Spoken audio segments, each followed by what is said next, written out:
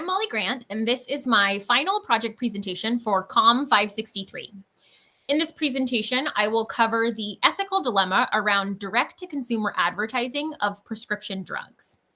In this presentation, I will take you through part 1, which outlines the case, part 2, where I will propose some alternatives to the current situation, part 3, where I will look at some of the theories we've covered so far this semester and how they apply to this case. In part 4, I'll share my perspective and my position on the matter. In part 5, we will look to the future and considerations for future advertising practitioners. And finally, in part 6, I'll provide a couple of discussion prompts to start the next phase of this assignment. Summarizing the case. So what are we looking at here? Drug companies currently spend billions of dollars every year on pharmaceutical advertising. This is one of the most common forms of health communication to the US population. So let's cover some of the relevant facts. So when did this take place? This is taking place today. So currently, direct-to-consumer advertising of prescription drugs takes place every day. And where does this take place? All across the United States. So anywhere where there is advertising to the US population. New Zealand is the only other country where direct-to-consumer advertising of prescription drugs is permitted. And how did this happen? So the first broadcast advertisement of pharmaceuticals took place in 1981. And then in the 1990s, the FDA issued guidelines for what had to be included in advertisements, which made it easier for drug companies to point to a website or a phone number or even a doctor to learn more about the side effects or the potential harm of the drugs they were advertising. And this is really when we begin to see an influx in that direct-to-consumer advertising of prescription drugs that continues today. So what are the consequences of this occurring? So we do see an increase in the direct-to-consumer advertising of prescription drugs today.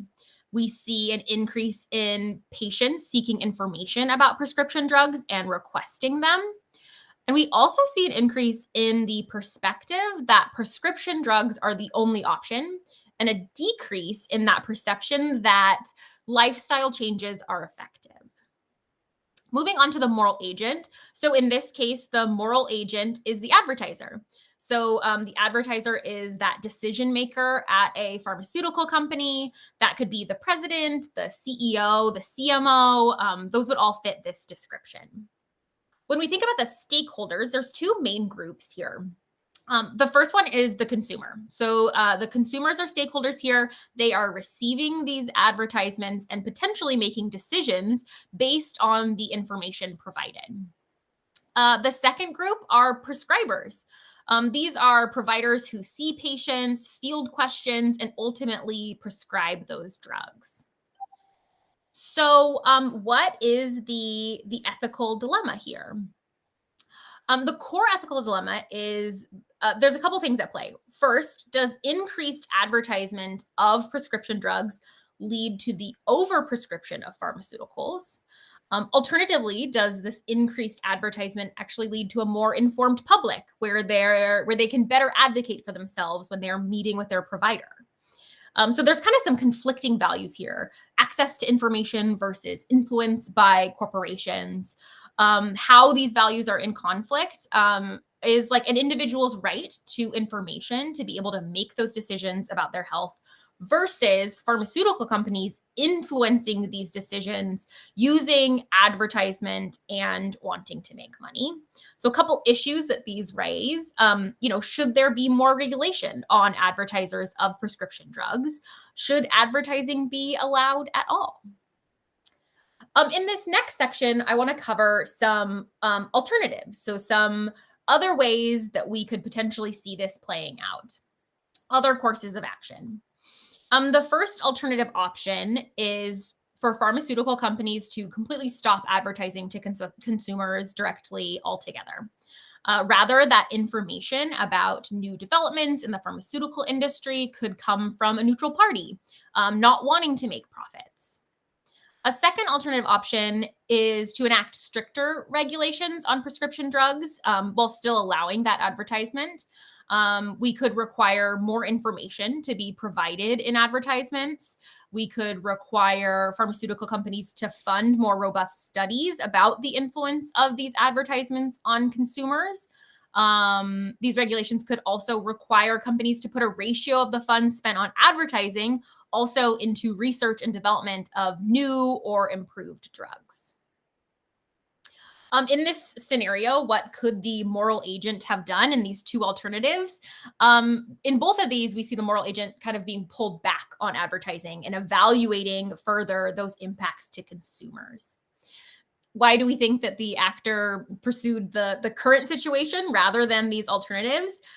First, pharmaceutical companies are primarily interested in profits and pleasing their shareholders. Therefore, they would be less interested in anything that would slow this down. Next, we're going to look at applying ethical theories that we've covered so far in this semester. So there's two primary theories that I think apply here. That's duty ethics and utilitarianism. So starting with duty ethics, first let's talk about what this theory actually is. So duty ethics centers on the notion that there is a set of rules that is universal for all people and for all times, where we have a moral obligation to do the right thing regardless of consequences. Philosopher Immanuel Kant created a system of ethics known as deontological ethics.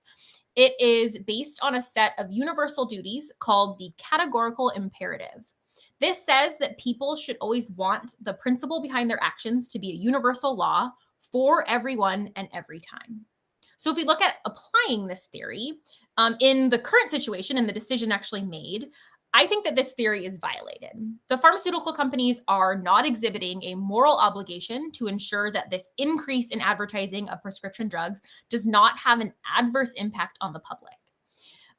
In that alternative option one, where there's no direct-to-consumer advertising, this seems to follow duty ethics more closely by enacting a third party to ensure that this information is disseminated in the best way for the consumer. There's a universal law being followed. Duty ethics is similarly followed in that alternative option two, where we see stricter regulations for advertising. Again, this is enacting a universal law for everyone and every time, implementing a categorical imperative.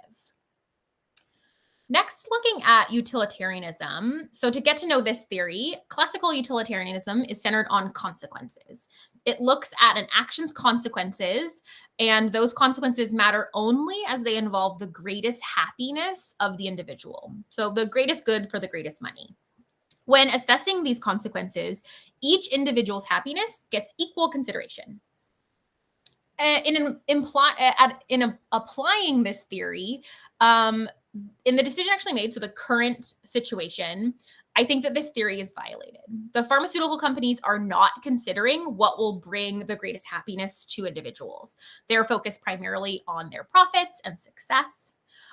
In alternative option one, where there's no direct-to-consumer advertising, and all that information is passed by a third party, this appears to follow this theory somewhat.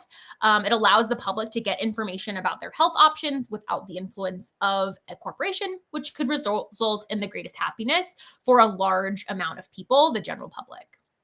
Similarly, alternative option two, where there are structured regulations on advertising, this also could follow utilitarianism. It provides where it provides happiness, likely for both sides. Advertisers still get to keep their content on the air and in print, but there are more restrictions and protections for consumers, likely resulting in greater happiness.